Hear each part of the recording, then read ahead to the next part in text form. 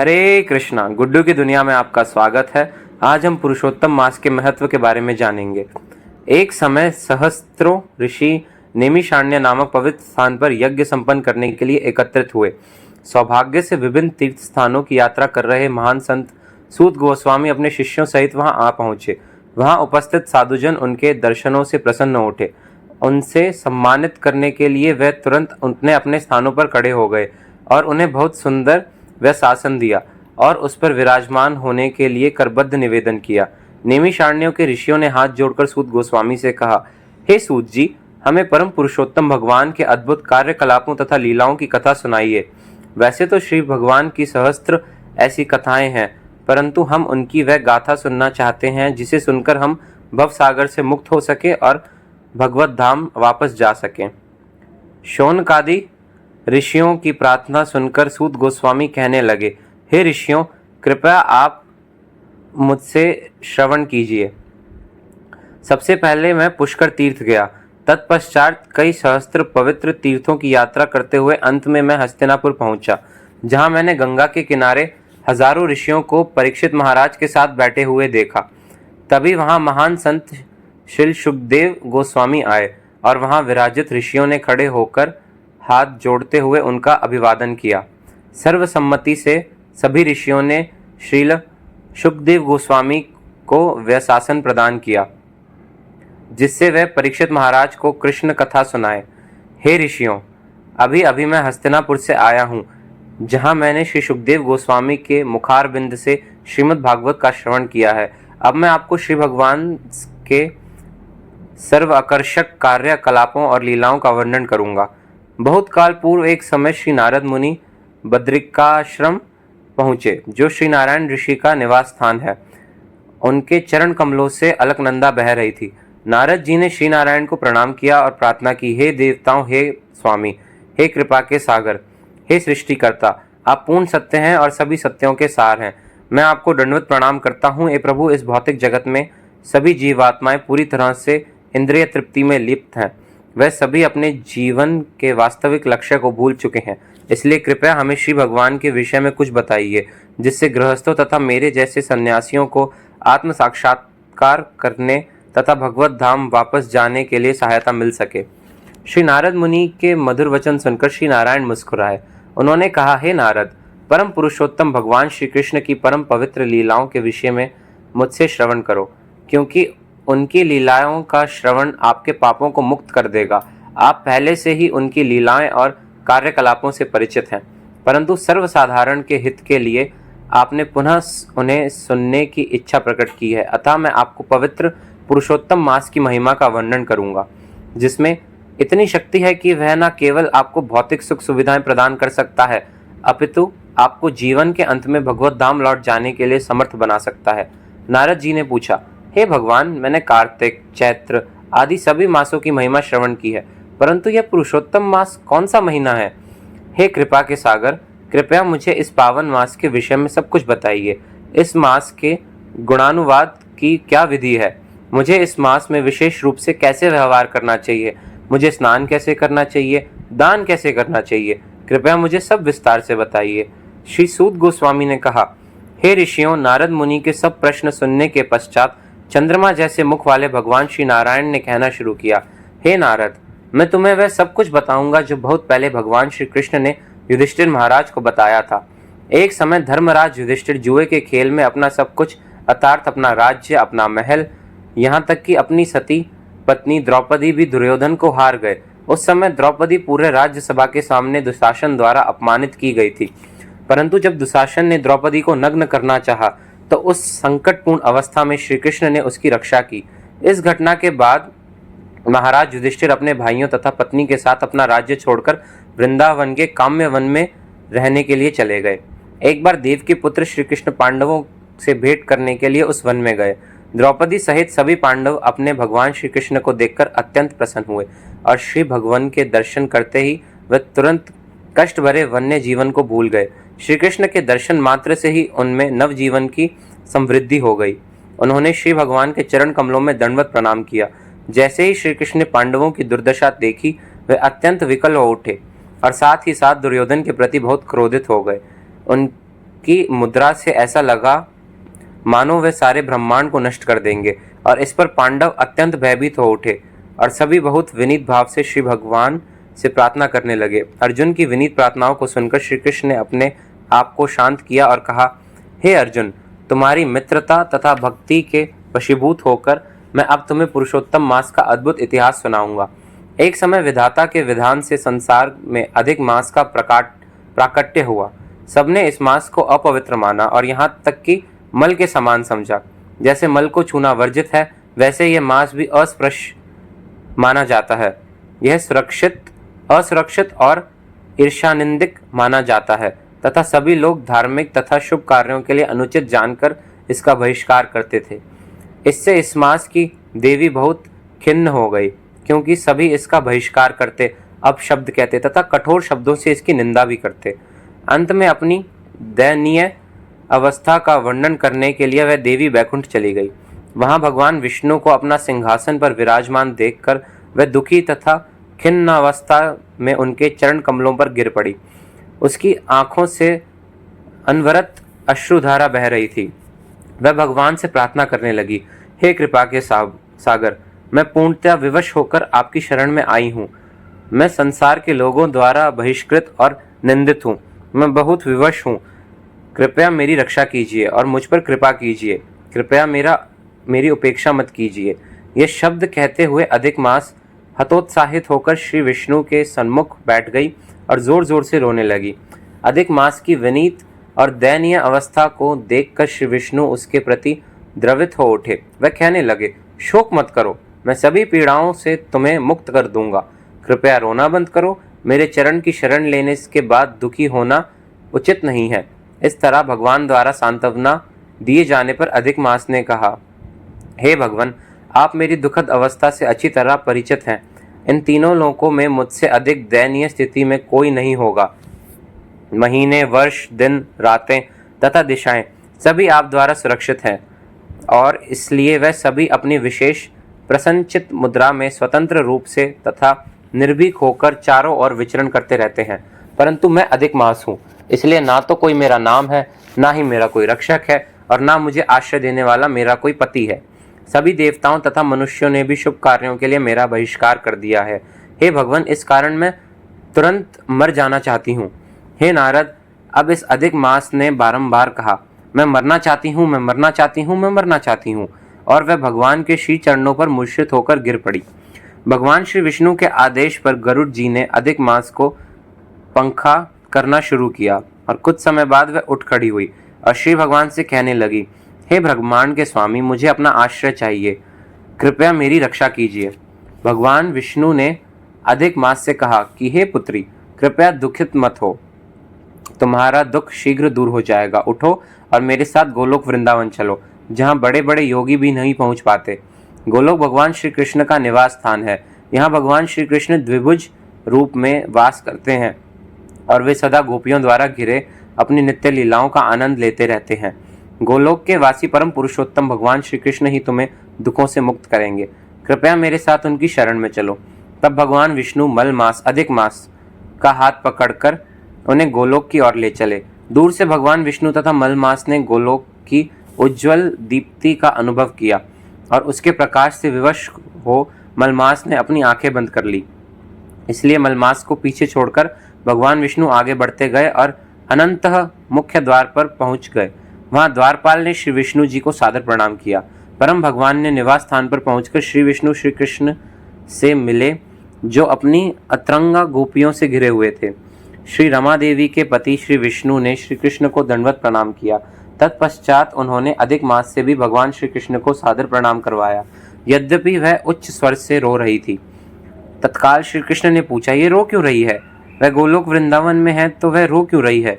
श्री कृष्ण के इन वचनों को सुनकर भगवान विष्णु अपने आसन से उठे और अधिक मास की दयनीय दशा का वर्णन शुरू कर दिया।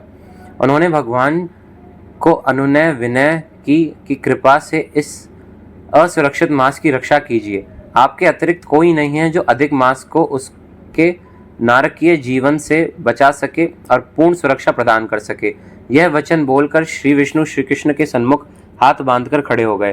तत्पश्चात श्रील सूत गोस्वामी ने कहना आरंभ किया, हे ऋषियों, इतना क्या, भगवान विष्णु ने अपना आसन ग्रहण किया और श्री कृष्ण ने उन्हें अत्यंत गोपनीय शब्द कहा। ध्यानपूर्वक सुनिए, मैं शब्द आप सबसे बांटना चाहता हूँ।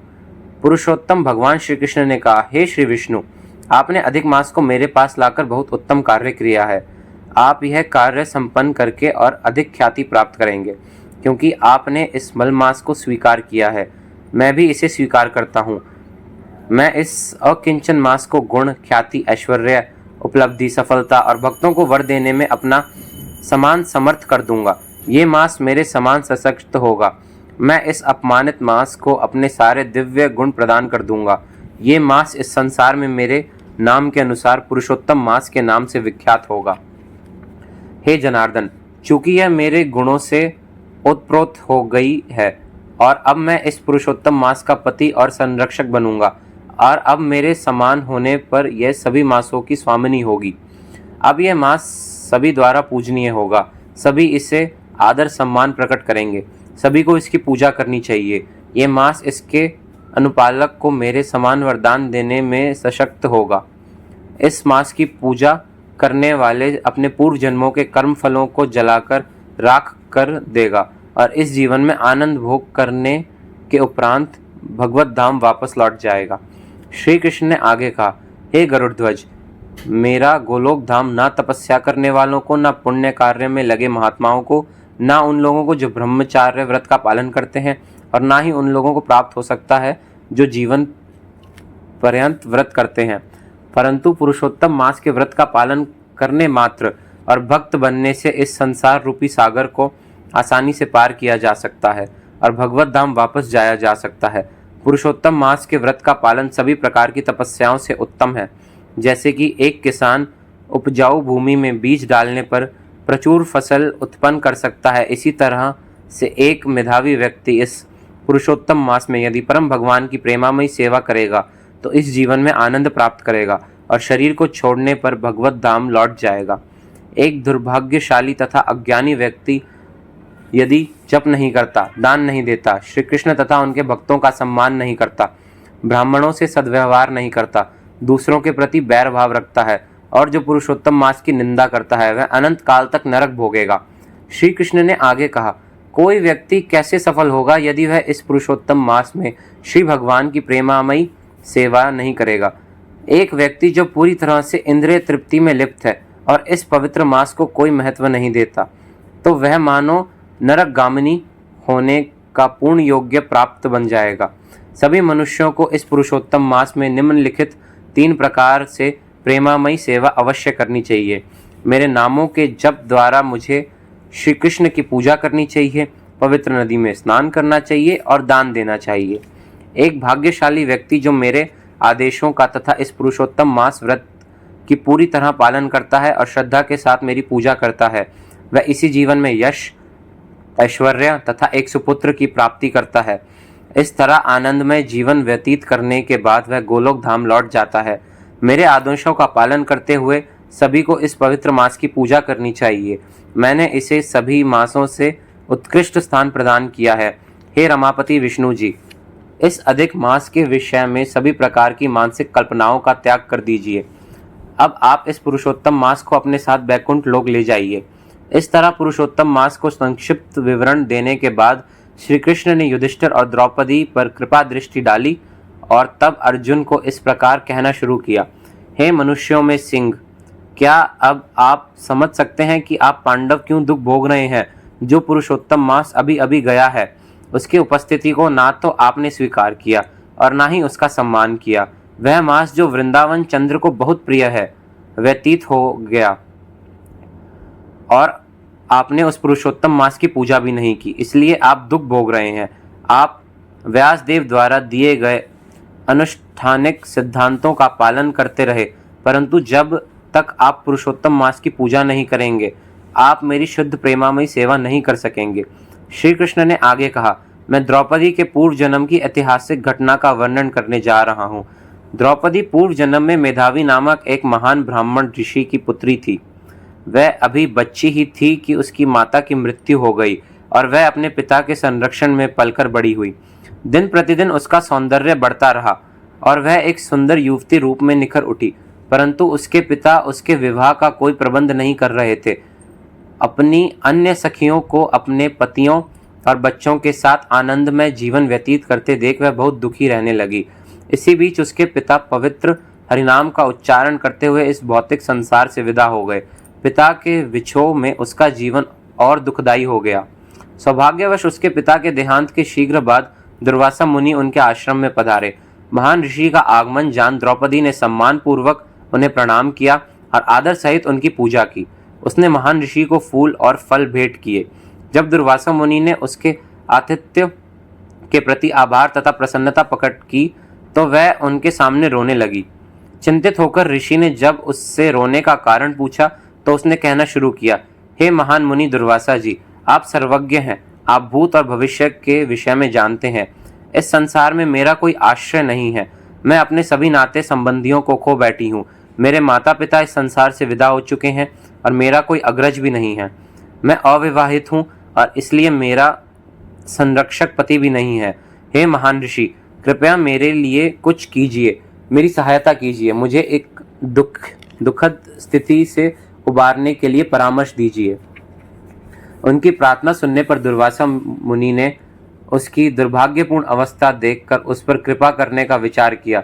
दुर्वासा मुनि ने कहना आरंभ किया, हे सुंदरी, आज से 3 महीने बाद अत्यधिक शुभ मास पुरुषोत्तम मास शुरू होने वाला है। यह भगवान श्री कृष्ण को अत्यंत प्रिय है। इस मास में केवल तीर्थ स्नान करने से एक पुरुष या स्त्री सभी पापों से पूर्णतया मुक्त हो सकती है।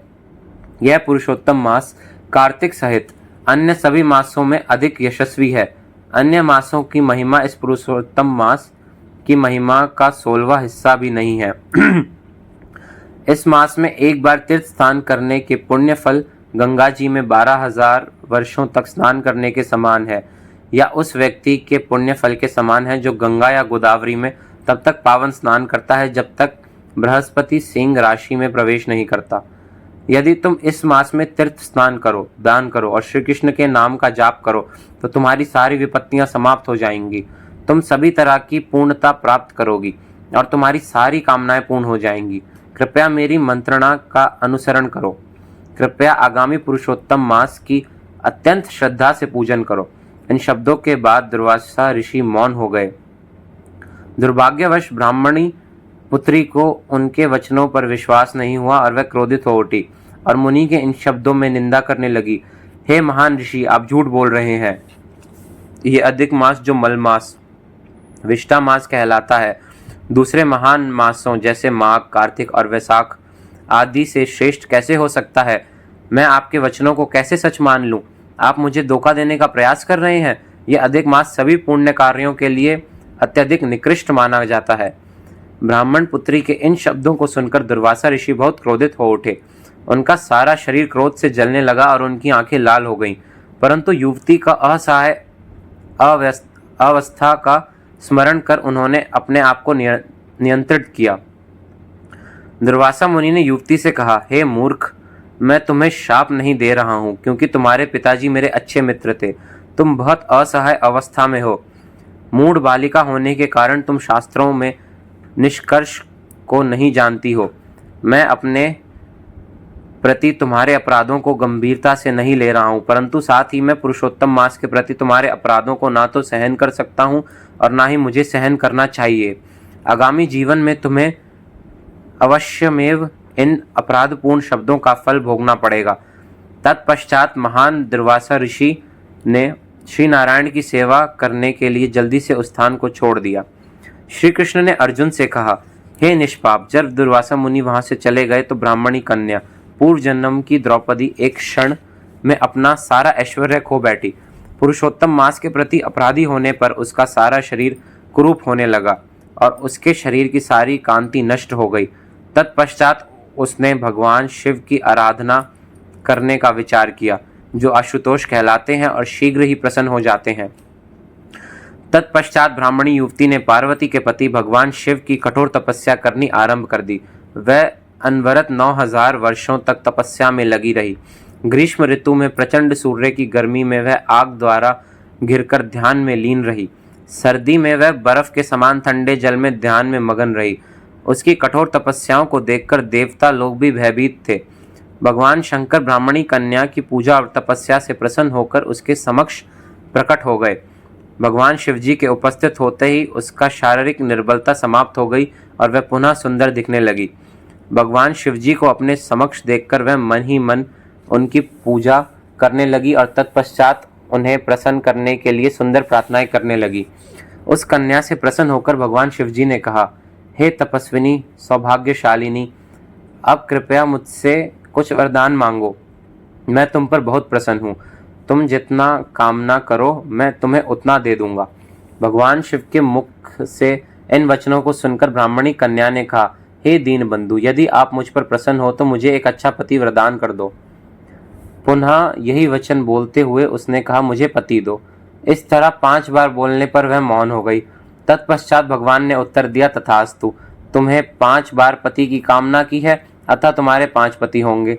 भगवान शिव के इन वचनों को सुनकर वह कन्या लज्जित हो गई।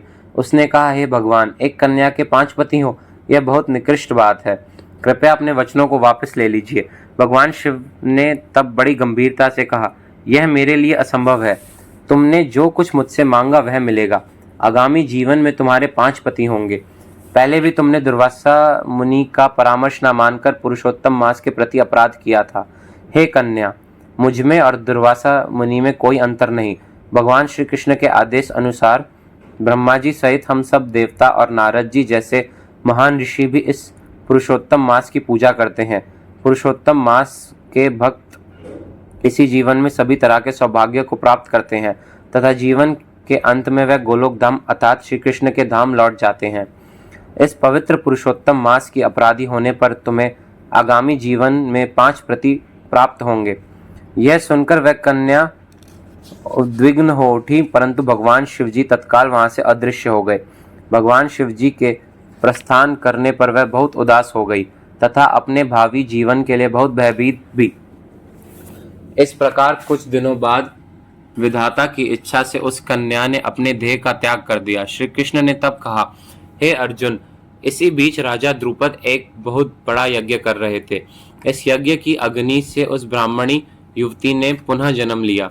वह राजा द्रुपद की पुत्री के रूप में प्रकट हुई।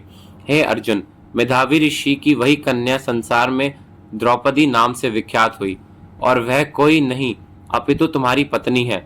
क्योंकि उसने अपने पूर्व जन्म में पुरुषोत्तम मास की निंदा की थी, अतः वह कुरुओं की सभा में अपने 5 पतियों की उपस्थिति में भी दुशासन द्वारा अपमानित की गई। सौभाग्यवश उसने मेरा स्मरण किया और मेरी शरण ली। उसके अपराधों को क्षमा करते हुए मैंने उस घृणित स्थिति से उसका उद्धार किया और दुशासन के हाथों से उसकी रक्षा की। हे प्रिय पांडव भाइयों, कृपया आगामी पुरुषोत्तम मास की पूजा करना मत भूलना। जो व्यक्ति पुरुषोत्तम मास की निंदा करेगा वह कभी सौभाग्य को प्राप्त नहीं होगा। यह पुरुषोत्तम मास सभी के संकट निवारण करने में तथा सभी की इच्छाओं की पूर्ति करने में पूर्ण समर्थ है। अब आपका 14 वर्ष का वनवास पूर्ण होने जा रहा है। कृपया इस पुरुषोत्तम मास की निष्कपटता से पूजा करें, क्योंकि यह मास आपको सब तरह के सौभाग्य प्रदान करेगा। इस तरह वे पांडवों को संपूर्ण सांत्वना देते हुए श्री कृष्ण ने वहां से द्वारका के लिए प्रस्थान किया।